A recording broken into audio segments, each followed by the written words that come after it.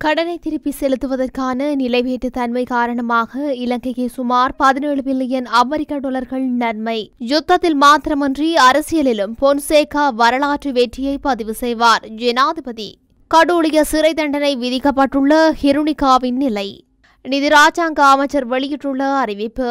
இலங்கைக்கு கிடைக்கப் போகும் 17 பில்லியன் அமெரிக்க டாலர்கள். கொரோனா காலத்தில் வழங்கப்பட்ட கொடுப்பனவுகள் கனடா விடுத்துள்ள முக்கிய அறிவிப்பு.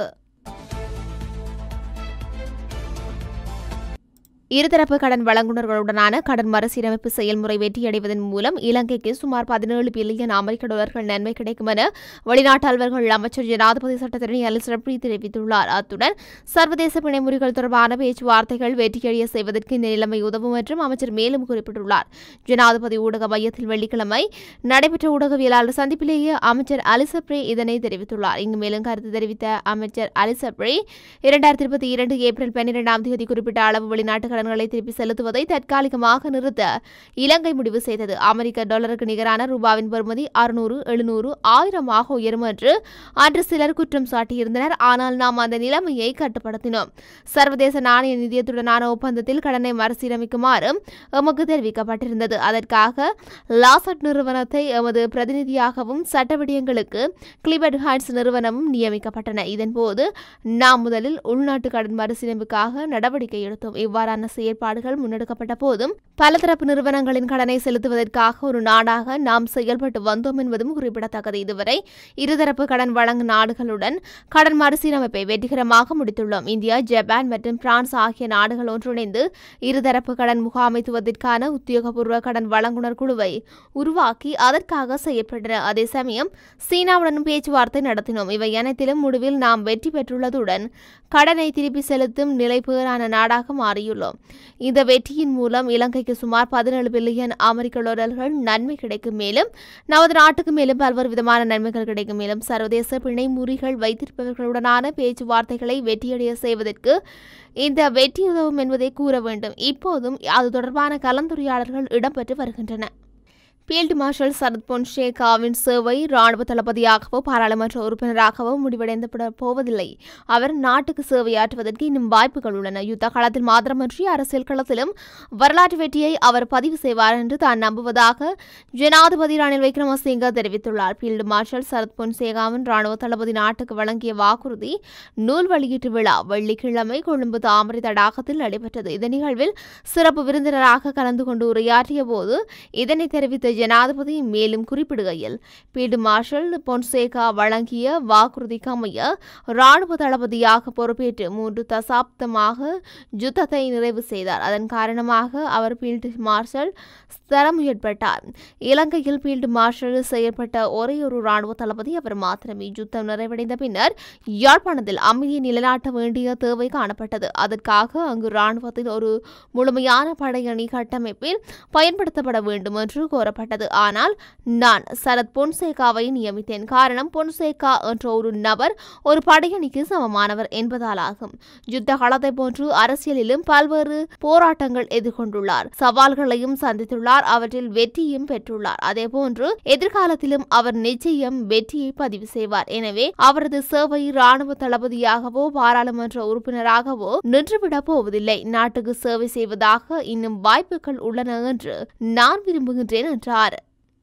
3 வருட கடூழிய சிறை தண்டனை விதிக்கப்பட்ட முன்னாள் நாடாளுமன்ற உறுப்பினர் ஹிருணிகா பிரேமச்சந்திர சிறைச்சாலை வைத்தியரிடம் அழைத்து செல்லப்பட்டுள்ளார். மருத்துவ அறிக்கை பெறுவதற்காக அவர் அழைக்கப்பட்டுள்ளார். எனினும் அவர் வெலிக்கடை மகளிர் சிறைச்சாலையில் 6 அறையில் தடுத்து வைக்கப்பட்டுள்ளதாக சிறைச்சாலை திணைக்களம் தெரிவித்துள்ளது. ஹிருணிகா பிரேமச்சந்திரவும் ஏனைய கைதிகளும் வழங்கப்படும் ஆடையுடன் அறையில் தடுத்து வைக்கப்பட்டுள்ளனர் என தகவல்கள் வெளியாகியுள்ளன. தேமட்டகுட பிரதேசத்தில் கடையொன்றில் பணிபுரிந்த இளைஞரை கடத்தி சென்ற குற்றச்சாட்டின் பேரில் முன்னாள் நாடாளுமன்ற உறுப்பினர் ஹிருணிகா பிரேமச்சந்திரவுக்கு கொழும்பு மேல் நீதிமன்றம் 3 வருட கடூழிய சிறை தண்டனை விதித்துள்ளது. குற்றம் சாட்டப்பட்ட ஹிருணிகா 18 குற்றச்சாட்டுகளில் குற்றவாளியாக அடையாளம் காணப்பட்டுள்ளதோடு ஒவ்வொரு குற்றச்சாட்டிற்கும் தலா 20,000 ரூபாய் அபராதம் விதித்து நீதிபதி உத்தரவிட்டார். அபராத தொகையை செலுத்த தவறினால் ஒவ்வொரு குற்றச்சாட்டிற்கும் மேலதிகமாக 6 மாத சிறை தண்டனை விதிக்கப்படும் என உத்தரவில் குறிப்பிடப்பட்டுள்ளது.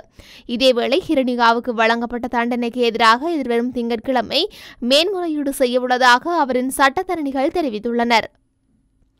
உலோகங்களை ஏற்றுமதி செய்வது தொடர்பில் நிதி ராஜாங்க அமைச்சர் ரஞ்சித் சியாமலப்பிட்டிய அறிவிப்பொன்றை வெளியிட்டுள்ளார்.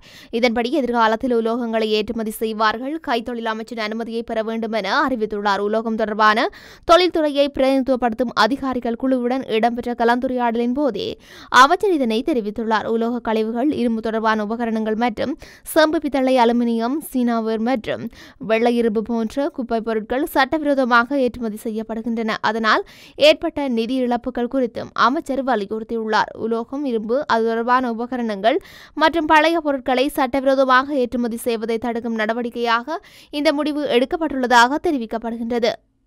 இருதரப்பு கடன் வழங்குனர்களுடனான கடன் மறுசீரமைப்பு செயல்முறை வெற்றியடைவதன் மூலம் இலங்கைக்கு சுமார் 17 பில்லியன் அமெரிக்க டாலர்கள் நன்மை கிடைக்கும் என வெளிநாட்டு அலுவல்கள் அமைச்சர் அதிபர் சட்டத்தரணி அலிசப்ரி தெரிவித்துள்ளார். அதிபர் ஊடக மையத்தில் நேற்று இடம்பெற்ற ஊடகவியலாளர் சந்திப்பிலேயே அலிசப்ரி இதனை தெரிவித்துள்ளார்.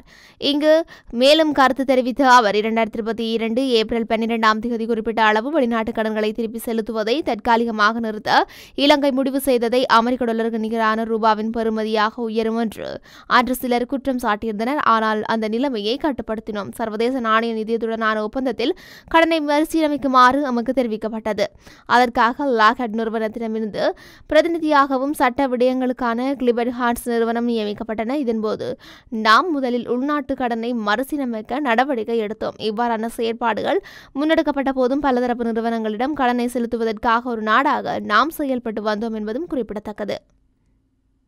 கனடாவில் கொரோனா தொற்று ஏற்பட்ட காலத்தில் கூடுதலாக வழங்கப்பட்ட நலன்புரி திட்ட கொடுப்பனவுகளை மீள வசூலிக்கும் முயற்சிகள் முன்னெடுக்கப்பட்டுள்ளன. கனடிய வருமான முகவர் நிறுவனம் இந்த நடவடிக்கையில் ஈடுபட்டுள்ளதாக தெரிவிக்கப்பட்டுள்ளது. எதிர்வரும் ஜூலை மாதம் முதல் இந்த நடவடிக்கை முன்னெடுக்கப்பட்டுள்ளதாக சர்வதேச ஊடகங்கள் குறிப்பிட்டுள்ளன. கொரோனா தொற்றால் பொருளாதார ரீதியாக பாதிப்புகளை எதிர்நோக்கியவர்களுக்கு கனடிய அரசாங்கம் கொடுப்பனவு தொகை வழங்கியிருந்தது.